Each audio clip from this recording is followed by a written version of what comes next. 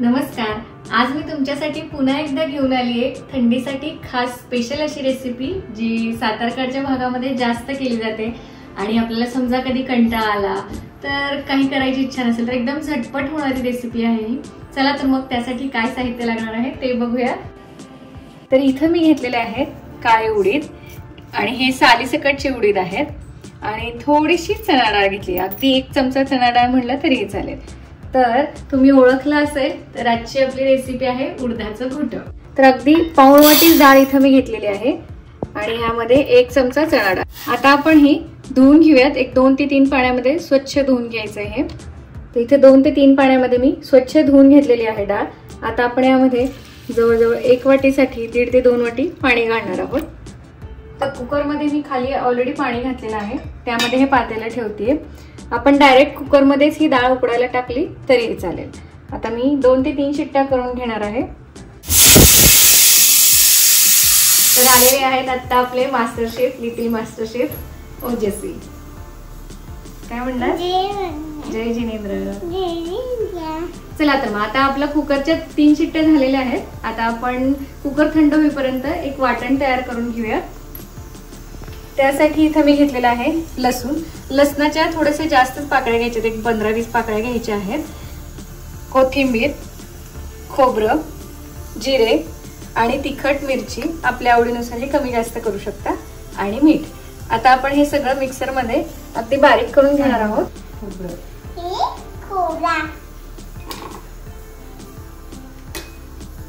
जिरे,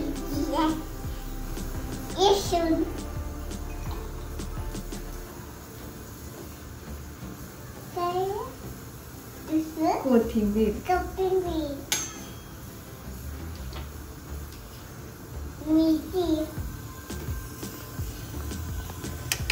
आणि थोडंसं मीठ घालायचंय. मीठ घातल्यामुळे काय होतं, हे जे आपण वाटण करणार आहोत ते बारीक व्हायला मदत होते पटकन. अजिबात पाणी न घालता आपण हे आता बारीक करून घेऊया. हे बघ, पाणी न घालता अगदी छान असं बारीक वाटून घेतलेलं आहे.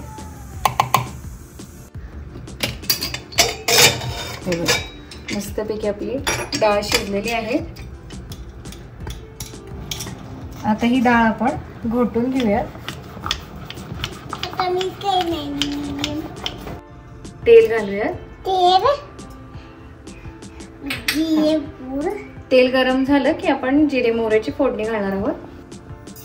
मोहरी, जिरे टाकलं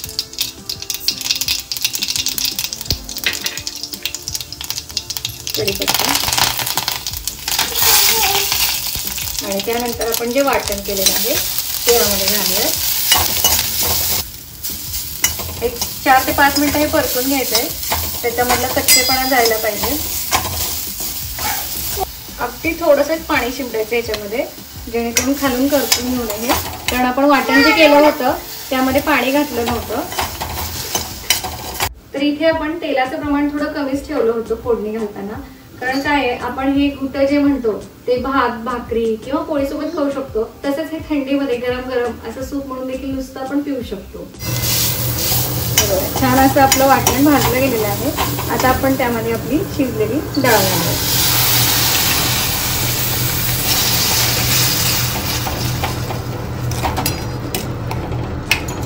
थोडीशी हळद घालते मी इथे आणि चवीनुसार मीठ घालणार आहे.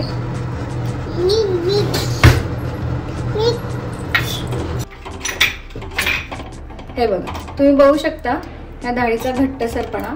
त्यामुळे इथं मी ऑलरेडी पाणी असं कडक गरम करून ठेवलं होतं. थोडंसं मिक्सरच्या भांड्यामध्ये घालून मी आता हे पाणी यामध्ये घातलेलं आहे. तर इथं 2 वाट्या जास्त पाणी मी यासाठी घातलेलं आहे की आता आपण जेव्हा उकळी आणू तर त्यामुळे थोडंसं घट्टसरपणा येऊ शकतो. म्हणून मी 2 वाट्या पाणी इथं जास्त ऍड केलेलं आहे, जेणेकरून अशी छान कन्सिस्टन्सी येईल आपल्या घोट्याला. आणि ह्या डाळीमध्ये आपण 1 चमचा चणा डाळ घातली होती. त्याचं कारण हे की उडदाची डाळ जरा अशी काय म्हणतात चिकटसर होऊ शकते. त्यामुळे अगदी 1च चमचा याच्यामध्ये मी चणा डाळ घातलेली आहे. ओजस्वी काय करते तू? हे काय कुठते? काहीच नाही की त्यात. काय कुठतेस?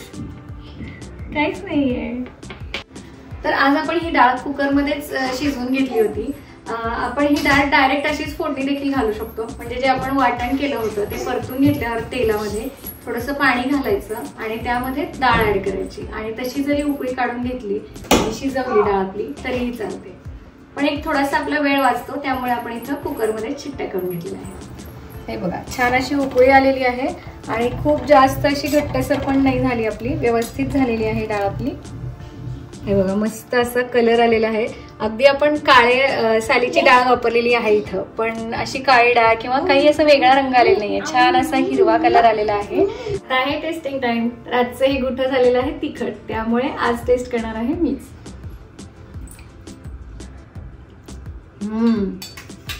एकदम मस्त आणि अप्रतिम अशी चव आलेली आहे. तुम्हाला ही पारंपरिक घुटाची रेसिपी कशी वाटली ते नक्की सांगा आणि रेसिपी आवडली असेल तर आणि चॅनलला नक्की सबस्क्राईब करा. धन्यवाद.